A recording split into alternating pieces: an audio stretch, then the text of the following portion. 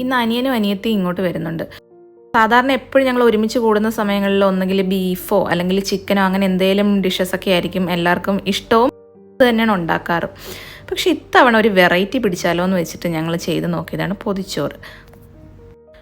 പൊതിച്ചോറിൻ്റെ മണവും ടേസ്റ്റും ഒക്കെ ഒന്ന് വേറെ തന്നെയല്ലേ. പിന്നെ ഒന്നും നോക്കിയില്ല, ഞങ്ങൾ നേരെ സൂപ്പർ മാർക്കറ്റിൽ പോയി കുറച്ച് ഇലകളൊക്കെ വാങ്ങിച്ചു. നല്ല വാട്ടിയ വാഴയിലയിലേക്ക് ആവി പറക്കുന്ന ചോറ് വിളമ്പി. ഓമയ്ക്കയും പയറും വെച്ചുണ്ടാക്കിയ നല്ല ഒന്നാന്തരം തോരൻ, അടിപൊളി തേങ്ങാ ചമ്മന്തി, നല്ല കണ്ണിമാങ്ങ അച്ചാറ്,